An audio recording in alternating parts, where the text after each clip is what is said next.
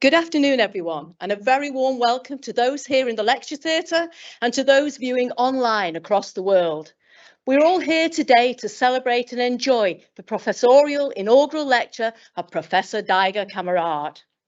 I'm a senior lecturer here at the University of Salford, and it has been my pleasure to be both a friend and colleague of Daiga's since she joined the Sociology and Criminology department at the university back in 2018. Indeed, I was even part of the interview panel that recruited Daiga, and what I can say for sure is that we definitely made the right decision. From a personal point of view, it has been a delight and a privilege to watch as Daiga's career has gone from strength to strength, and to see her research achievements and accolades be fully recognised and receive the knowledge and stuff that they deserve. I would now like to provide you all with a little background about Daiga's research and the academic journey that she has made. So who is Professor Daiga Kamerāde? Well, her official title is Professor of Work and Wellbeing, which indicates the areas of research in which Daiga has made such a significant contribution. Alongside this, Daiga is also the director of the Centre for Research on Inclusive Society here at the University of Salford. And in this role, Daiga very much leads from the front, ensuring that research is always at the forefront of everybody's minds.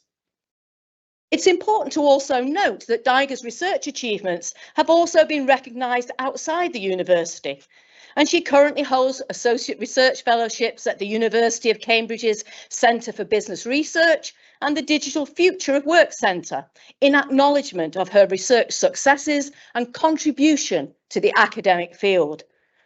Daiga's research is topical, timely, and fascinating. Bridging the disciplines of sociology and psychology, it focuses on how work shapes mental health and well-being. It's worth pausing a little here to reflect on Daiga's academic journey to date. Originally from Latvia, Daiga began her career as a lecturer and head of psychology before moving to the University of Cambridge to study for an MPhil and a PhD. Whilst at Cambridge, she explored the social lives of home-based workers and the impact of volunteering on well-being and civic engagement. Daiga then secured and successfully completed a prestigious ESRC postdoctoral fellowship at the University of Manchester. And she then continued to build her research career through roles at Salford Business School and the Third Sector Research Centre at the University of Birmingham, before returning back to Salford in 2018 to work then in the Department of Sociology and Criminology.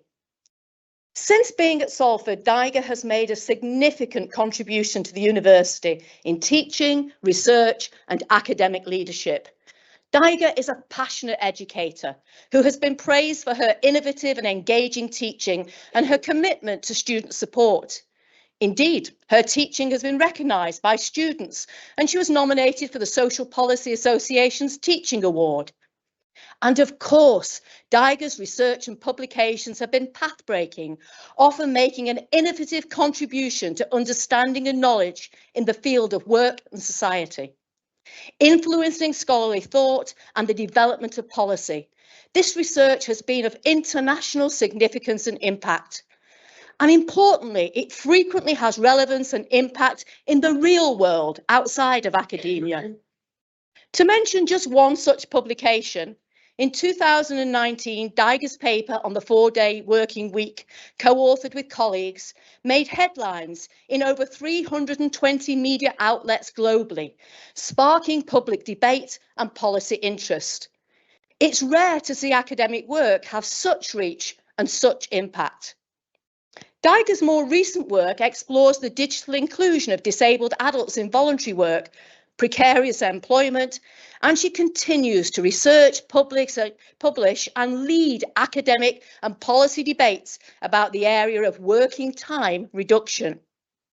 Her research leadership in these areas is reflected in her role as co-founding member of the International Work Time Reduction Research Network and her service as a steering group member of the Voluntary Sector Studies Network, as well as her editorship of Voluntary Sector Review. It is clear that Daiga's work is widely regarded and continues to make a telling and significant contribution. But at the heart of this research, and above all else, Daiga and her work asks a simple but very powerful question. How can we make work better for everyone? It gives me great pleasure to now invite Professor Daiga Kamerāde to deliver their lecture.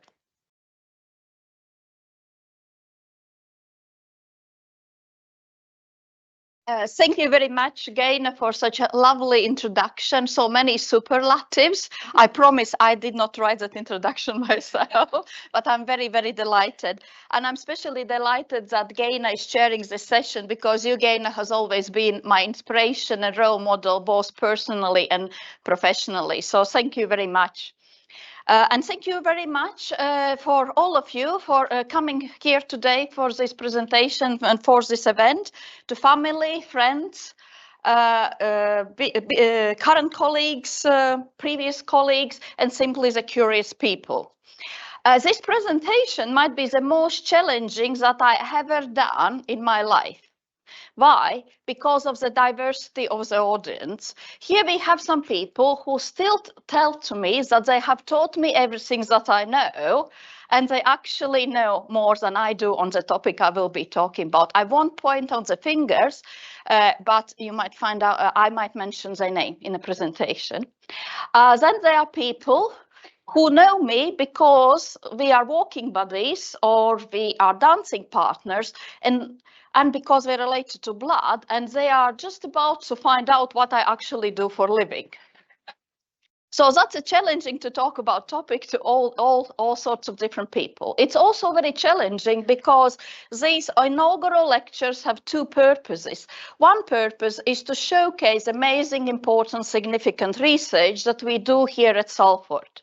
And that will be part of my presentation. I will talk about significant, important, amazing research that I and my colleagues in Salford and outside of Salford have been involved.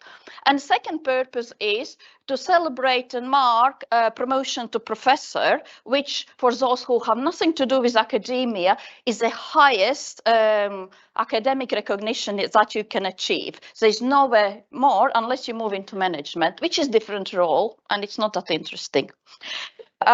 So I have to do so many things in 40 minutes that I have been given. So I hope you will enjoy. But for me, a lecture without audience participation is not a lecture. I can see Eileen smiling because we used to teach together and she knows that very well. So you're not going to sit here and just listen to me today. You will have to participate and hopefully engage in participation. To participate, I would like you to join Mentimeter. If you have a mobile phone or any other device with internet, there are two options.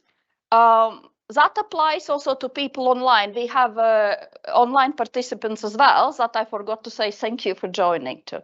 So to join Mentimeter, you go to menti.com and enter the number which is at the top of the screen. I will read it out. No, I can read this screen. 7858 9310, or easier way is just to scan the QR code.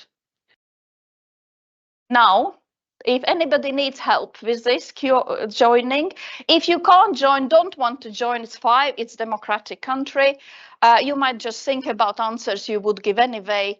In that way, you can participate. I want to emphasize that participation is anonymous. So unless you type in your name, we won't know who gave which answer. So that gives us an opportunity to be honest with each other. So have we all joined? Anybody needs help with that? No? We happy with that? Let's go. So first question I want to ask you is, if you earn the same as you do now for 5 days of work, how many days a week would you choose to work? Under conditions that a working day would be still 8 hours. I apologize for those who are retired, about to retire, or recently retired. You would have to imagine how you would, what would you have preferred if you would have had such an option. Okay, so Let's vote. So you have on screen the same what you have on this big screen, and you can choose how many days would you like to work.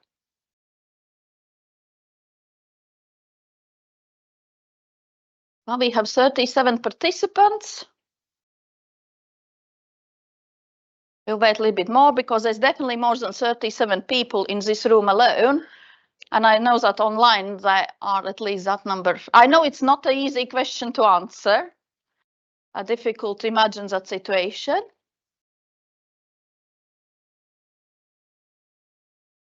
So what do we see here?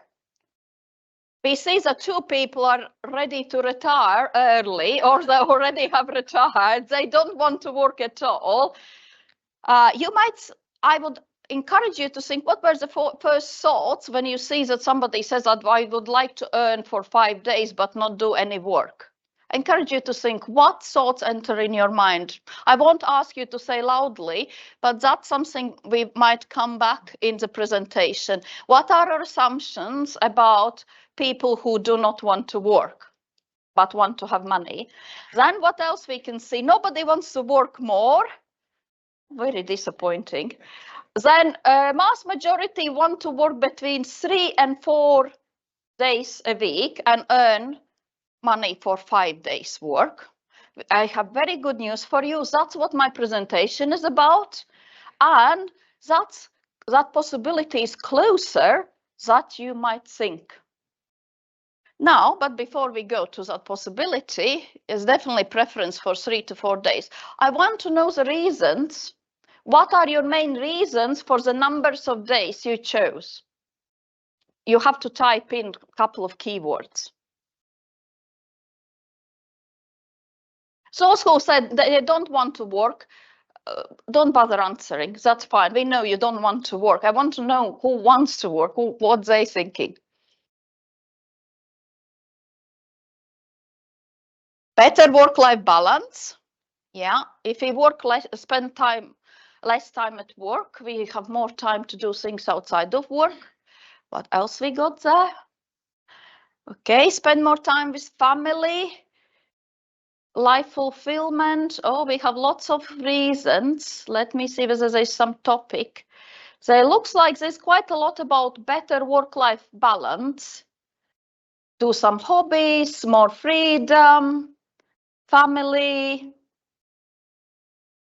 make contribution to get work done, job satisfaction. So I'm thinking, so there's quite a lot about spending more time outside of work. I'm trying to find what is about working, still to be stimulated. Somebody wants to be at work, still to be stimulated. How boring is your personal life? It's not meant personally, but that's another assumption, that we need to work to be stimulated. Then why work harder? Yeah, that's a very good one. Why work harder if somebody pays you for 5 days? Somebody wants to do gardening. You are my type of person. For health reasons, more time to rest. So there are two types of answers we can see there. There are people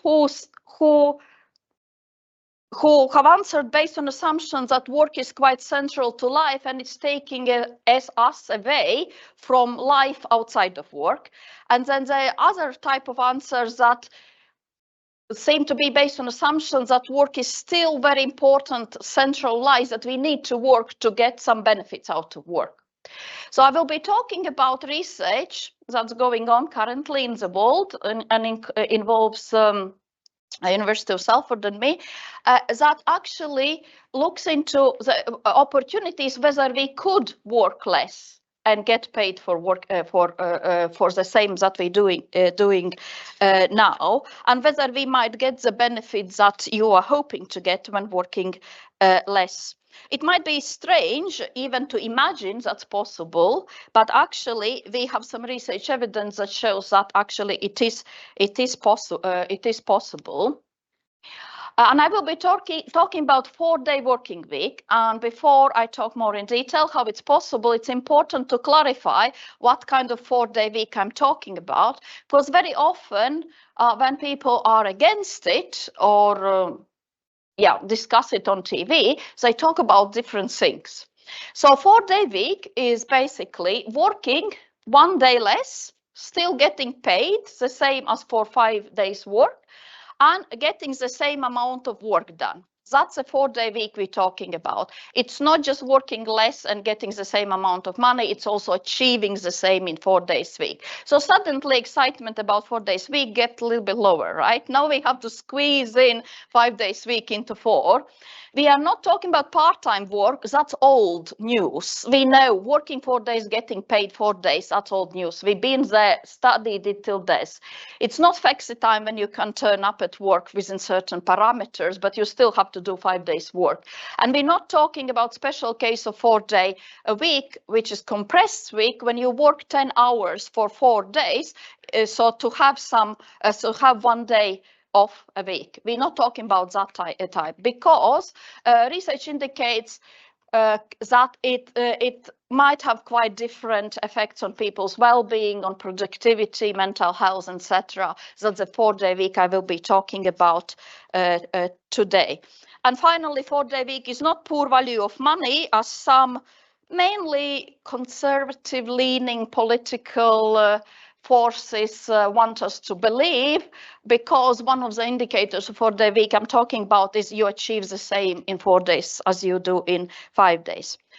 To make things even complicated, there is no one way how to do 4-day week. There's actually different combinations possible. So one type of 4-day week is depends on whether it's conditional or unconditional. So conditional, it's managers say, here you are, 4-day week, but only if you achieve certain targets. If you don't, then you or your department or your team or whole organization is moving back into 5 days week. So, and the certain targets then are measured at certain frequency. So we had in trials some organizations who did that. And unconditional is that here you are, 4-day week. From now on, we as organization will do everything to work 4-day week, whatever matters. And if occasionally you don't reach the targets, we will look what's happened, what we have to change to get back on the track again. So these are one option. Then how safeguarded is the free day off? It varies between, if you are off on a Friday, Monday, or any other day, then nobody contacts you about work, whatever happens. And on another end of the spectrum is, yes, you have this additional day off, but if we really need you, we might contact you, might need to come in. Then there is 4 days week depending on stoppage type. The stereotypical 4-day week might be organization closes on Friday. So tonight we have canapes and drink, lock the doors and don't come back till Monday. University closes on Friday. That's just option. University could close on Monday if he wanted, or Wednesday, God forbid. We don't know if he wants to have a day free on Wednesday. Or it could be that some departments close on Monday, some close on Tuesday, or it could be that in one team, people take different days off depending on what their childcare or working commitments are. And then centralized, decentralized is centralized is somebody higher up decides how we're going to do 4-day week and tells this is how we're going to do it. That sounds so familiar, right? Some familiar stories there. Or it's a team is left to decide what's the best way for them to do for a 4-day week.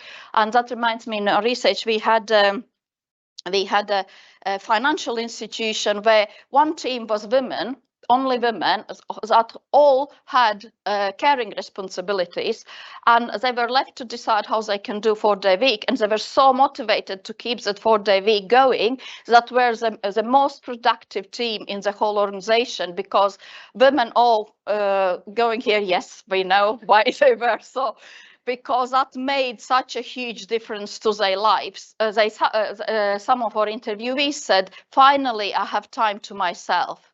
Everybody who has children or sick parents or sick spouse knows what does it mean to have additional day off, to have time for yourself. So there is no one 4-day week. And just fun fact, some interviewees said that Monday is actually better off than Fridays because you have done your life admin, you have sent your kids to school, husband or wife to work, and you still have whole day off to enjoy. Well, if you take Friday, you feel like, oh, I haven't done this, that, and another, and then there is a whole weekend ahead of you, so it doesn't feel as enjoyable. Why we are talking about 4-day week now, why it's the right time for it. First, I want to emphasize 4-day week is actually nothing that new. 5-day week was previous time when we had working time reduction roughly 100 years ago. When labor movement campaigned for better rights for workers and achieved that working class are not working 12, 14, 16 hours a day or whatever the factory owner decides, but their working day is 8 hours, and they achieved all other rights that we take for granted, like, for example, rights for annual leave, sick leave, etc. In 1920s, Henry Ford introduced a 5-day week because workers spend the money they earn making his cars. They need free time for consumption. So, but we haven't had any working time reduction since 400 years. In 1930s, economists called Keynes predicted that by 2030 we will all be working 15 hours a week. 1930 is nearly here, right? There is no side. He was an optimist. He was a very big optimist, and he probably hasn't. Yeah, in 1930s he hasn't met the modern email yet. That creates lots of additional work. So why now 4-day week? Because we have lots of pressures in labor markets that makes lots of companies rethink how they organize working time to attract more and better qualified employees. For example, technological development is going on at such a speed, much faster than we can say automatization. Then we have higher levels of burnout, post-pandemic work trends when people are rethinking their working lives and thinking, I want better work-life balance, more time for hobbies and other things that you mentioned in your answers to Mentimeter. So they asking questions, well, why do I have to work 60 hours a week anymore? And I better go to the company that lets me work 4 days a week. And finally, there's also skill shortages. I can see some nursing colleagues here who know that midwifery and nursing situation in NHS is quite challenging because young professionals train and then they drop out of profession because it's very difficult to combine nursing or midwifery with having family, and it's very difficult to keep working 60 hours a week. And finally, also, if technology replaces some of our jobs, not all of them. I discussed today with my hairdressers that actually hairdressing is very difficult for robots. So I think that will remain a human occupation. But if some of us are replaced with robots, then what do we do with those who don't have jobs? So one option that we offered in the 2019 papers that Gaina praised so much was that how about we share work around? Instead of everybody working 5 days a week, we work 4 days a week, and then there's work left over for other people. And 4-day week is one of potential solutions to these problems that companies have been looking into. As a result, in recent, now it's two, three years, there have been many 4-day work week pilots worldwide. That map is not accurate representation of the locations. I just have to warn you. But pilots have been carried out in UK. Had the biggest pilot with 61 companies involved. France, Portugal, Iceland. You probably have seen it on news. Currently, Tokyo is starting. Tokyo local authority is starting a pilot to improve work-life balance. Scandinavia is thinking about trials. So there have been trials in hundreds of organizations. And in different countries, and these trials focused on two main questions. Can we do 4-day week, how we can do it, and what are the benefits for employees and employers? And the findings from these trials challenge deep-seated assumptions that many, especially employers, have about relationship between working time and productivity. The basic assumptions that's challenged it, the more hours we spend at work, the more we achieve. I don't know about you, but for me, after Wednesday, the rest of hours don't lead much to much achievement. We have been there. So what did these trials found? Before I tell what they found, how they were carried out. So they involved companies who volunteered to take part, who were like early adopters of 4-day week. And then researchers worked with them to measure different quantitative indicators before the trial, during the trial, after the trial. For example, how companies' revenue changes, how the levels of work absences change, etc. But we also spoke to people involved in these trials, both workers and managers, how they experience these trials, what do they mean to them. And there's some covers of some reports that Salford has been involved, but we have many more, and there are more coming up. So what are benefits for employers? Actually, quite a few. What employers are usually interested in is cost saving. For example, South Cambridgeshire local council saved £250,000 in a year while doing 4-day week trial. That despite they actually had to spend some money to do the trial because they had to buy some new rubbish collection vans for additional shifts, so the man working there could do 4-day week. They saved money. How? They saved money because one of the reasons why they did trial was that it's very difficult to find qualified people to work for local authority when you have a big city like Cambridge nearby, which offers better paid jobs in private sector. So they ended up, jobs still need doing, so they ended up paying for temporary workers through agencies, which works out more expensive than having somebody on your books.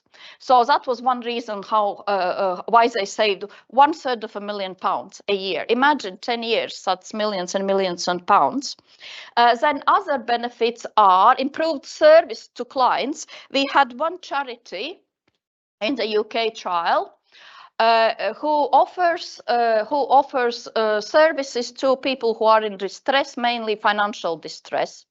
And the services are usually offered between 9 and 5. When I'm in financial distress, well, I'm not, but if anybody is, when do you need help? You usually can't call during the working hours, right? You need that service before you start working and after. But it was very difficult for them to recruit people to work it after hours, because that's not very good for work-life balance. But they found out that if they offer 4-day week, there's more people willing to do afternoon, evening working, because that gives them additional day off. Another example is about improved recruitment retention. A care company and also the same charity I mentioned, they struggled to find people working for them because they pay minimum wage for looking 24 hours after somebody with serious learning difficulties or dealing with people with very serious financial stress. So somebody who earns minimum wage think, well, I pack shelves in Tesco for the same money, or I work in very difficult, stressful job. That's a no-brainer, right? However, if I get 4 days a week for 5 days pay, I might go and work in a call center, or might go and look after people with learning difficulties. And that was especially important for that company that was located, that had many branches, middle and nowhere, with very small number of people they can actually employ. And then there were lots of other benefits, including increased or maintained productivity levels. For example, in Cambridge, South Cambridge Council, we measured 24 indicators of key performance indicators, and vast majority of them stayed the same or increased during the trial, independently on different operational areas, call central, tax collection and housing repairs, etc., which is very encouraging finding. It means that 4-day week can maintain or improve productivity not just in one specific area, but in different specific areas. And I have to mention that this point that trial 61 organizations were covered wide range of sectors. It wasn't just city local council, it was manufacturing companies, education and care companies, financial companies, etc. Also, they did tend to be on a small medium size. Benefits for employers were so good that in some companies, staff on probation circled the date when they will be eligible for 4-day week, because they started on a usual 5-day contract, because a company needed some background measurement what they have to achieve in 5 days, and they were putting in calendar sync from day that day I will work 4 days a week. So that's those people are not very likely to leave anytime soon, right? So there is benefit of recruitment and retention. But it's not just companies that benefit, but also employees themselves. And actually, in your responses or reasons why you would like to work less, you covered most of the areas mentioned here, including improved work-life balance, better sleep and physical health. It turns out that if you work 4 days a week, actually you are less likely to stay awake and worry about work. You sleep much better. And here I want to tell you one story that stayed in my mind. I interviewed the manager, one of the organizations that took part. And when I asked us, how did a 4-day week affected your life, it almost made me cry that story. He said that he has a partner and he has a grown-up daughter who has children on her own, and her partner spends quite a lot of time helping the daughter with children, and then they haven't had a date for decades. They haven't had the time for themselves, like a meaningful chunk of time for themselves. And now every Friday morning when he's not working and his wife works shifts, they go to a cafe together for a date and have time with each other. That made me cry. How sweet. Imagine how much that man's life was changed with 4 days a week. So for employees, it's all very good story. Also, I want to say that, of course, on average, workers benefit for 4-day week, but there was some variation. In one organization, we found out that it's young people who say we don't really want 4-day week. We don't know what we're going to do with ourselves. And that made me cry as well. I cry very easily, because imagine if a young person who should go out and enjoy life says, as I don't know what I will do with my own time, free time. It makes me sad, very sad. And there is people who don't want to work. Occasionally, there are people who don't want to do 4-day week. Yeah, you might wonder why, but that's another research question. We could look into it. It's all good story, right? So the question would be, why we all don't work 4-day week already? It's good for employer, it's good for employees. Where's the problem? The problem is that there are quite a lot of people, including employees and policymakers, who say, well, wait a minute, or there's lots of problems with that. And their comments are usually based on very deep-rooted assumptions about work that they haven't questioned, but we are questioning. So most common comment is, yes, but you can't have it in my job. I'm a bus driver. I can't drive much faster. Or in midwifery, midwives, you know, the birth happens as it happens. You can't speed it up, right? But at this point, we have to emphasize the 4-day week, it's collective arrangement of working 4 days a week. It's not an individual deciding, oh, I will work more efficiently and I will 4 days a week. It's a completely different thing. We're talking about an organization deciding collectively how we can organize work. And for example, in a bus driver's case, yes, bus driver can't drive faster, but we can find savings in other places in organization. An example here, for example, could be in the call center that we studied. It was employees who said, actually, how we could make it more efficient. How about instead of each of us reading out GDPR statement for each client, we just record it. While they sit on the line anyway, they can listen to it. If we save half a minute per client a day, and we have hundreds of clients a day, that's a huge saving of the time that can be used actually helping the clients. We won't be talking faster with them. Okay, what's your problem? Get sorted and putting down. No, we find savings somewhere else. We also have to remember that 5-day week, when 5-day week was introduced, there were people, mostly factory owners, who said that 5-day weekend would ruin economy. 100 years later, and we live much better. An average person in Britain and everywhere else in the developed world lives much better than we lived 100 years ago. We have produced more than we actually need. So it has not, 5-day week hasn't ruined the economy. By 4-day week would ruin economy. And just because it does not easily work everywhere, it doesn't mean it can't work and should not work. Should work anywhere.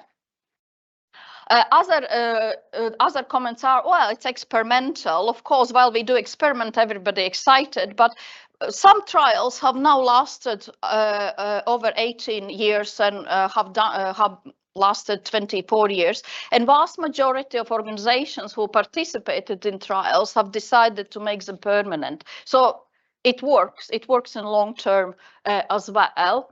And then there's concerns it's not good for PR. I think that's probably the reason why none of universities has introduced a 4-day week. Can you imagine Daily Mail? Salford University is working only 4 days a week, not a very good value for money for students. They would not get into detail of how happier students and staff are. And we had the same charity who actually worried about PR effects, but actually the funder who gives the money to do the work said, well, if you can offer evening services to clients when you do 4-day week, actually it's better for clients. They didn't ask the question, why can't you do the same work in more work in 5 days? But the most common argument against 4-day weeks that we hear most commonly is that we can't reduce working hours. The productivity in economy will suffer. I already said we didn't kill economy with 5-day working week. We're not going to do it 4-day week. But if we look at that graph, so in a horizon, horizontally, we had years, and I put it on 2019, and we have annual working hours vertically. So how many hours per worker on average in a country works, and then we have GDP per capita, which is on horizon as well, horizontal line as well. We can see that countries like Cambodia, India, who work most hours, they have one of the lowest GDP incomes per in country. So countries that work more hours are not necessarily economically better off than those who work fewer hours. Look at Ireland and Norway and Singapore. Look at Norway, 1,500 hours. They do have oil though. Look at Germany. Germany don't have oil. A correlation is not causation here, but Germany don't have oil, but they don't work that many total annual working hours per worker, but they're one of the richest countries in the world. So working more hours does not necessarily mean achieving more. And we have a large body of research that shows that productivity drops after a certain number of hours. If we work too hard, we don't achieve more proportionally per hour. Let's imagine it happens and we have 4-day week. How would you use it? What you would do it for? Actually, that's the same question I ask you for the reasons, but what would you do with it? So in the last part of this part of presentation, I want to ask you to imagine how we work could change as a society. While you're typing, I can keep talking and say that we currently live in a society which is very much focused on paid work. Vast majority of working age individuals spend large proportion of their time at work, and work is tied to our identity. When we meet somebody, the first questions they ask them is, what do you do for a living? We try to figure out where they fit in. Let's imagine society where people would work less and have more time. So hobbies, I want to know what hobbies you have. Hobbies, people would spend more time on hobbies that bring joy. Yeah, hopefully without the pressure turns them into earnings. Then visit friends, travel more, volunteer, time with family, see how many things we could do if we would have more free time. These comments generally are related to family, hobbies, and individual things. I want a little bit imagine what impact they could have as a society at whole, not just individuals. So hobbies, exercise, and travel seem to be the most common, and time with family. So how society could look differently? First, I hope we would have more vibrant democracy, because one of the main reasons when we ask people why they don't volunteer, don't get involved in political parties, is that they don't have enough time for it. We have to take that with a pinch of salt, because when most people say I don't have enough time, it means it's not my top priority. But why not? If work is not anymore our top priority, maybe then democratic involvement will become, especially if we pressurize in one way or other to do that. Then it could question the value.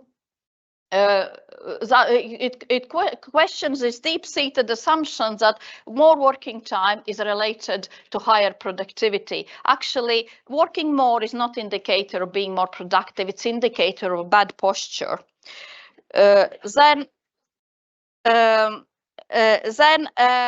We might be a more creative society, because I don't know about you, the best ideas come in my mind when I'm swimming or doing gardening or dancing, not when I'm staring at computer and thinking, gosh, how can I solve this problem, right? So we might be more creative society. We might be societies that consumes less, because consumption currently, we have limited free time, so buying something it's seen as a shortcut to happiness. Can you tell me how long is your happiness when you buy the new thing? Day, 2 months at the biggest. House might last 3 months, but things like gardening, traveling, that actually take time and give us deeper, long-lasting satisfaction, they take time. And if we spend less time at work, maybe we then will engage more in activities that give us long-lasting happiness. And of course, more time with family. Also, I don't know about you, but I think there's a limit how much you can spend with your family. Sorry, Mum. And son, etc. And basically, we could end up a better society that we are here. A society that it's not focused on working time. You might say I'm a dreamer, but I'm not the only one. There's several of us that do research on this area. So that was my presentation about research that we do here in Salford and currently, and imagining what the future is there for us. So second part, which I have no time left for, but I will do it in 5 minutes. I always like the part of presentations where professors talk how they got there, but I decided to leave it till the end. Just ignore that. So this is a picture. This is me in childhood. On the left-hand side, that is sugar beetroot. If you don't know what sugar beetroot, good for you. You don't want to know what sugar beetroot is. And then on the right-hand side, it's how a professor is supposed to look like. So I reflected on what motivated me to study work. And for me, it was my childhood experiences in work. I grew up in Latvia, which was part of USSR. And work there for a child was compulsory, it was physically hard, and it was rarely rewarded. Why is sugar beetroot? Every summer, every child had to go to compulsory summer camp, work camp, where we had to eat miles and miles and miles of sugar beetroot. Even now, if I think about sugar beetroot, close my eyes, I see miles of sugar beetroot. My hands were scratched, my legs were aching, there was no sunscreen, so your skin was constantly peeling. You spend 6 hours in hot sun every day for a month. You get paid pennies for that, and you got free lunch, which was actually very good free lunch, I should say. But they needed feeding because otherwise we wouldn't be working that hard. So that was not the only work. We had to clean our own classroom. We had to have a routine kitchen. And I'm not telling you because to feel sorry for me. It was a reality. And summers in grandparents' house were not different. There was no frolic in meadows. We went to meadows to gather hay, and children's job was to walk over the hay to compact it so you could put away much more hay for winter. And there was no thank you from grandparents, I can tell you, because rewarding child and praising child was thinking about spoiling the child. On one hand, it taught you the value of hard work. For me, it taught me I don't want life like that. We need hard physical labor, but it's not for me. And also I thought how we could make labor, how we could make work more human. And that, I think, inspired my wish to study work and how we can make more pleasant experience. If you think it was then, it was Soviet experience, it doesn't matter. I want to ask you a question. How long can you afford not to work? For how many months? It's not exactly the same type of compulsory labor here in modern capitalist society, but generally we can't choose not to work. Most of us can't unless we're born in very rich family. And I didn't mention in Soviet Union, if you did not work, you could go to jail for 5 days. I remember that conversation I had with neighbors.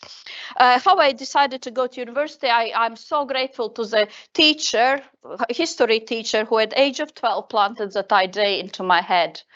I wish she could see me here today. I also wish that the teacher who said that I will never ever achieve anything in my life would see me here today.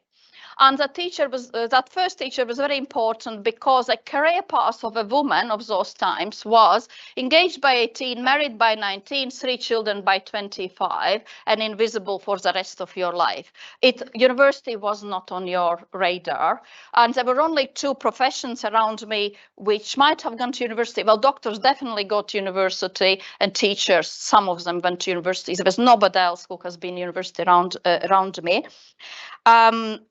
I dropped out of university first time around. I studied biology, and I dropped out of university, and that's why I love working at Salford, because many of our students experience the same what I did.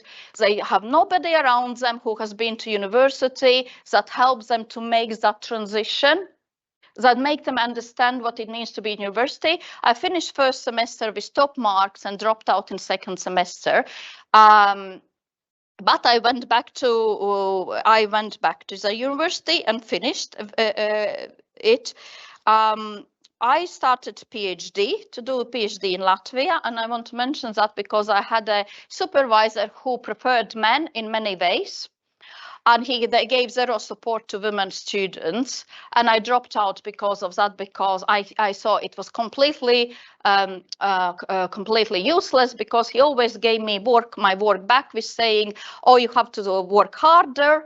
And once I gave you something completely unrelated, he gave the same comment, and I understood that I'm wasting my time and my personal money doing PhDs there.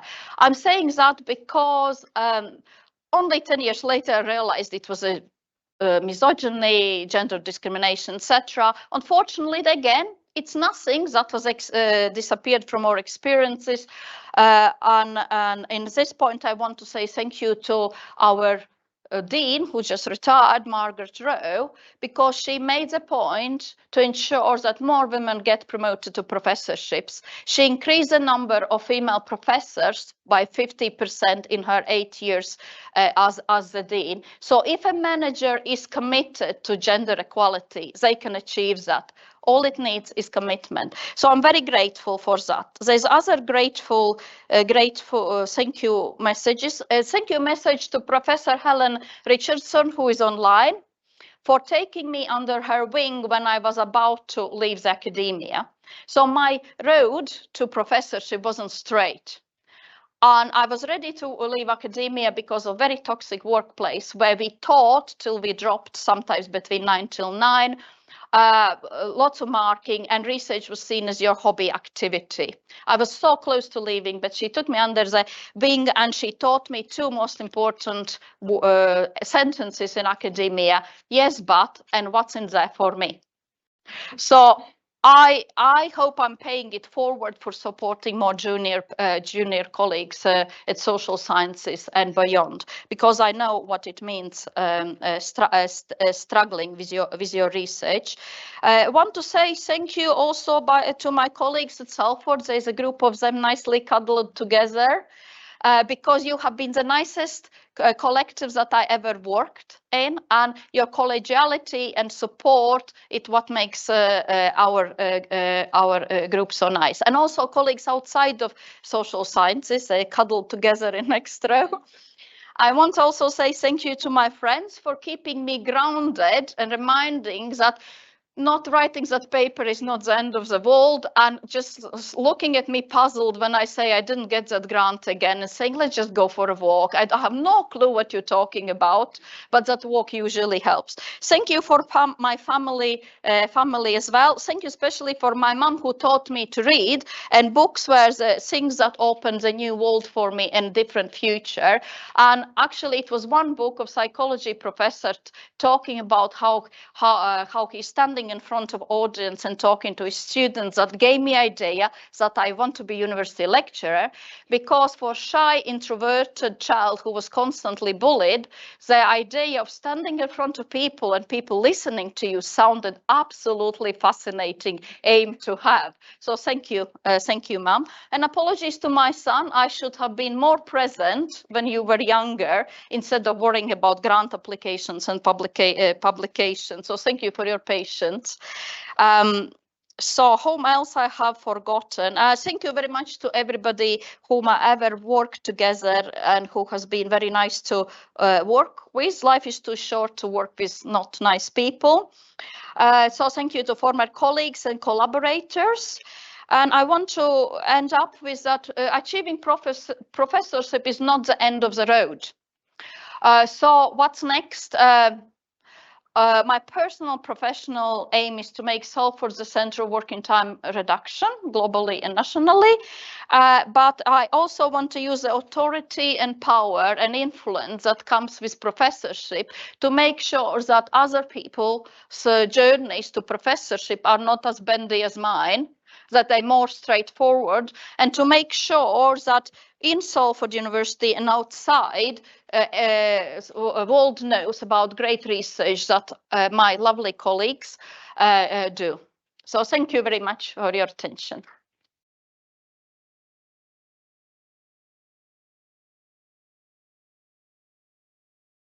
Thank you very much, Daiga, for a fabulous talk there. Interesting, engaging, making us laugh, making us think, everything you'd want in a professorial, always hard to say, talk.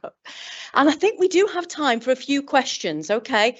This is one that was online, so I'm going to start with this online question. So are you ready, Daiga? Okay. How can you fit 5 days of work into 4? With quite an ease. If you revise how you are doing work in an organization, again, I want to emphasize it's not that does not depend on one individual's timekeeping skills and being better effective. There's several ways. One way, can anybody guess how we could save time? What could we do differently? Less meetings. Less meetings, exactly, Faid. Yes, you get the addressing meeting problem. who has to be in this meeting, how long the meeting should be, do we really need this meeting, and where this meeting should be held. We all have been in meetings where we're sitting there, why I'm here, what we are doing, and it's 5 years and we're still talking about the same website problems. Yeah, so changing meetings. Anybody else? Yeah, Jan? Less emails. Yes, do I need to send this email, or it could be a conversation? Shall we copy all 100 people just so they see I'm doing something? Yes, that's another way. Yeah, any other options? See, we all know how to do 4-day week already. Yeah? Just thinking about sick leave and at a given time, would fewer people sick? Because I think that the percentage of people sick is quite high. We were all working fewer hours. Yeah.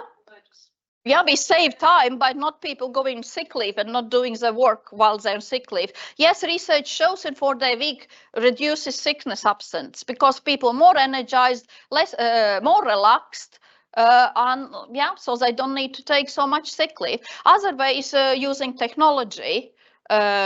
Is there something that artificial intelligence could do, not to increase our workload, but reduce our workload? You have seen some people now, some robots joining Teams meeting, taking notes for some colleagues. That's pretty a novel thing. What else was there? Let me think. What are other ways how to reduce working time? I'm thinking about priorities. What is must do, should do, or we could live without it. Like, it's nice to have a blog, but do we really need that blog? How many people read that blog? Is it really directly related? It's not meant to anybody who proposed the blog recently. I apologize. It's not about your blog. But generally, you know, is there some things that are nice to have, but actually they don't add much value? Let's cut them out. Yeah. Grant writers.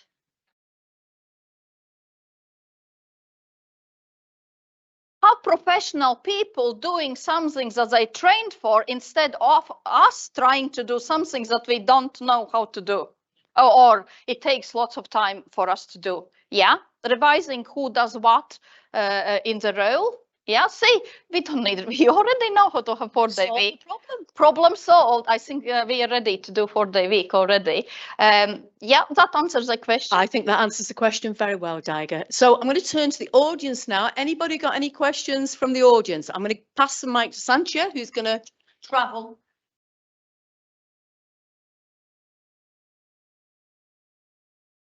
Great.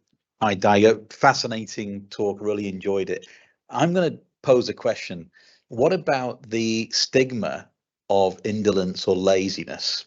In other words, when I talk to my old friends, they're often very loath to mention that they are not working, or, you know, they're busy. And there's a stigma around saying, well, actually, I'm only working 4 days. So there's a stigma about seemingly doing less or being employed for a shorter period. So have you come across in your research issues around this, tackling this stigma of indolence?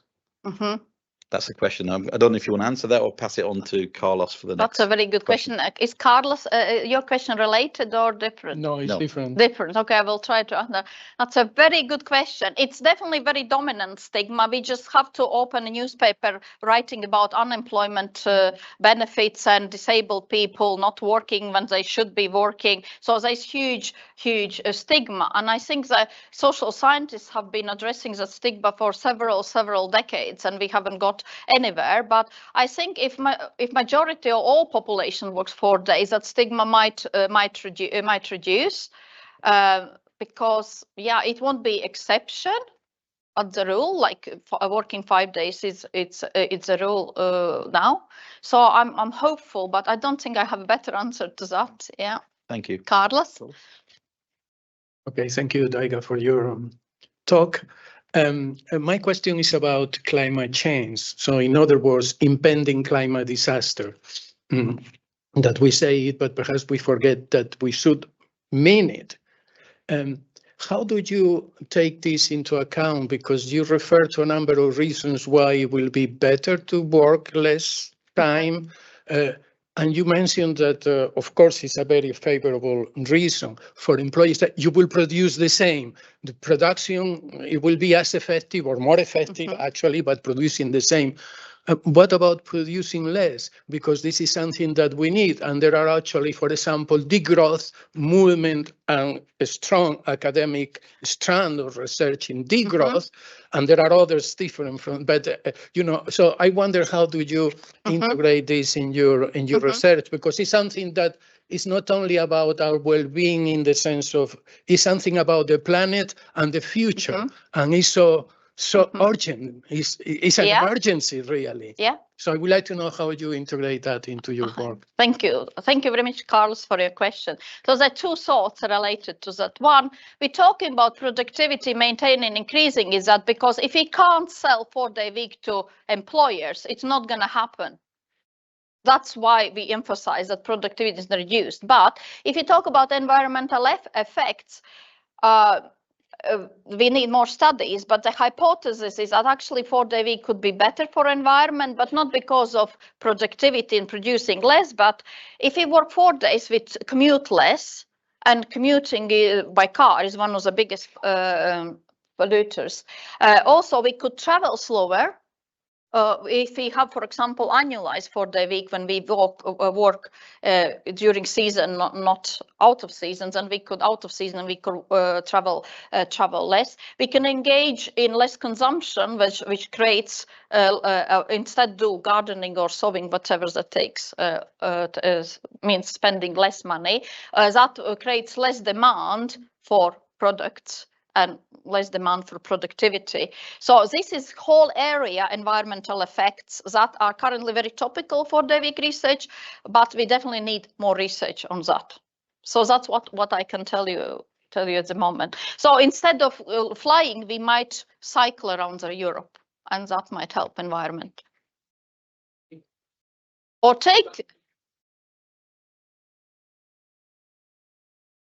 yeah. Do things slower because we have more time to do them, or more environmental conscious way. Yeah. Okay, thank you very much for that. I think we've time for one more question in the audience. We'll go over here. Would you like this? There you go. Is it stamped on your heart or on your brain now, the 4-day week? Do you use it yourself in your daily life? All right. There is one ex-line manager online, one current line manager present here, and potential line managers in the whole line. As I said, 4-day week is a collective working time arrangement. I could not do 4-day week myself without the rest of my colleagues doing the same, because we have departmental meetings on certain days, and I might want to take it off, but if meeting is there, we have teaching 5 days a week at university. I cannot choose the days I teach. So it is collective decision. I ideally would love to have 4-day working week, definitely. And especially after seeing the beneficial effects it has for everybody. But yeah, I'm not there yet. And if I were, I probably wouldn't say in this audience. Okay, thank you very much, everyone, for your questions and for being here today. And now it's my pleasure, isn't it, to do this job? Okay. Thank you very much, and congratulations, Daiga. Thank you. Thank you. Oh, it's heavy. Thank you. And of course, everyone's welcome to join us for further refreshments, drinks, canapes outside. Yeah. And Daiga will be there to answer any questions that you may not have had the opportunity to ask her yet, but not too hard, because she wants to have a relax and a drink now. Okay. Okay. Thank you very much, everybody.